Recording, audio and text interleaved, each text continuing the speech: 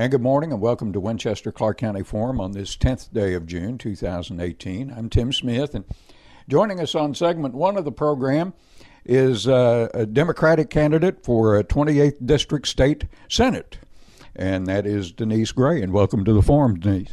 Hello. Thank you for having me. Last time I saw you, I think you tortured yourself and sat with us in the fiscal court chambers the night the votes were counted.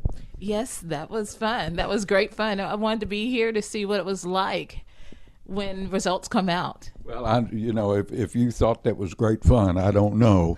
But Denise, I always ask people, and I've said it before, public service is a noble calling. But then there's also part of me that says the people that choose to run for office should have their head examined. At this point, I might agree with you. Right now, I'm wondering what I stepped into, but I'm ready. Well, I did, and I don't do a whole lot of preparation, as most folks know, and sometimes you can tell on the air that there's not a whole lot of preparation, but I do some. And one thing I did not know is that you're a lawyer. Well, I'm law school trained. I have a Juris Doctor. I graduated from the University of Denver. And I'm not using that degree. My parents are kind of upset about that, but they see that I'm loving what I do as an educator with Fayette County Public Schools and the difference that I'm making for each young person that I come in contact. So hopefully they're not as upset as they once were. Now, with Fayette County Public Schools, what do you do? Well, I'm a special needs paraeducator. I work with some of the most difficult students. It goes from the most violent student that you will come in contact with to students with autism or just learning disability. So I work with all sorts. Okay. Going back to what we started out with, what made you decide to run for public office, and in particular this office? Well, I'm about to take this. Okay. Basically, it was my students that really invigorated me and got me motivated to step into the area of politics. I had found a student at one of my schools at Booker T. Washington Intermediate Academy, which doesn't exist anymore. I found her in the library crying, and she was sobbing real tears. And I asked her what was going on. What's the matter? How can I help you? And she told me, well, Miss Gray, I can't do anything in life. And I'm looking at her like, what do you mean you can't do anything in life? You're in 4th grade. You can do anything. And she said, well, Miss Gray, I'm a girl. My mom's from South America, and I'm poor. And I looked at her and I was like, she truly believes what she's saying. And I had to explain to her, well, I'm a girl, and believe it or not, my mom is from South America, and I'm definitely not rich. I'm poor. So I was like, you can do anything with your life, and so can I.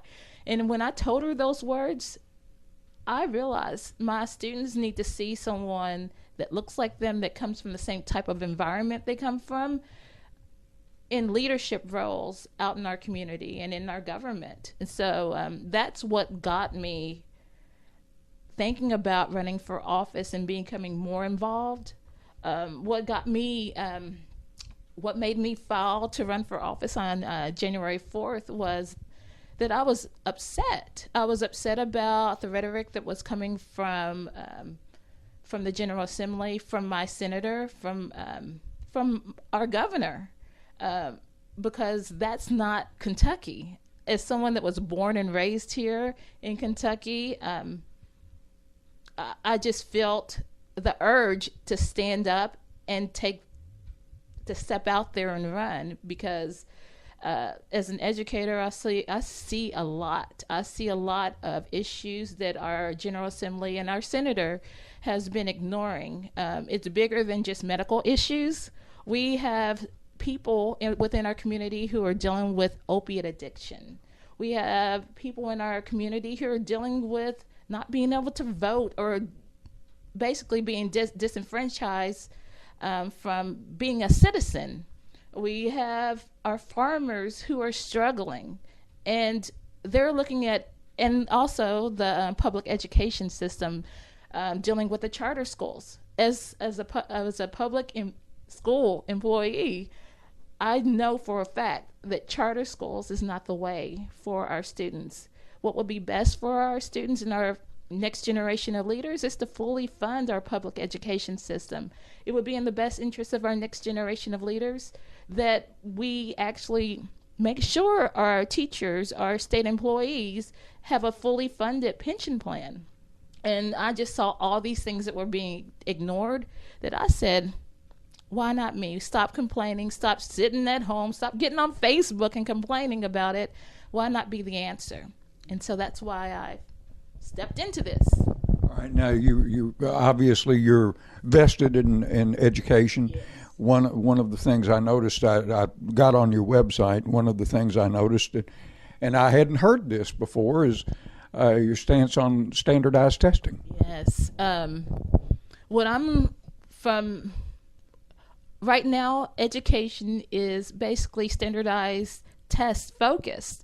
When I was in school at Bryan Station High School and going to Fayette County Public Schools, it wasn't so much focused on testing. It was focused on testing, but now it's even more so. I'm seeing that there's a lack of creative writing classes. There's a lack of critical thinking type of classes and lessons being taught, which helped me get to where I am. Those kind of things that make you really think. You ask a student right now at any of these schools, ask them to write a story.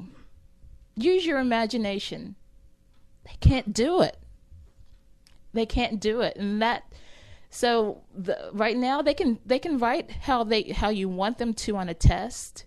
We give them a form of what they need to write on a test in the open responses, but you ask them to use their imagination. You ask them to use that part of their brain, and it's so difficult. And that creative side of your brain is important as we grow in different careers. We need architects. Everybody uses that side of your brain, and I think that we're losing that, and that we're only focusing on the testing. And the testing doesn't necessarily measure what a student has learned. A test determines how that student is feeling at that particular moment. A lot of students realize that they ask me, what's in it for me? What's in it for me? Will I be able to pass? And you're like, yeah, you will go on to the next grade. So they see that it's really, for them, they see it as pointless. And I think there's a better way for us to educate our students. So that's one of my biggest issues about we need to test our students, yes, right? But we should not put so much emphasis on that. We need to let our young people use their imaginations. All right, Denise, we're going to hold you over for segment 2, if you don't mind. Oh, I can stay. All right, and we'll be back with more of Winchester-Clark County Forum after this.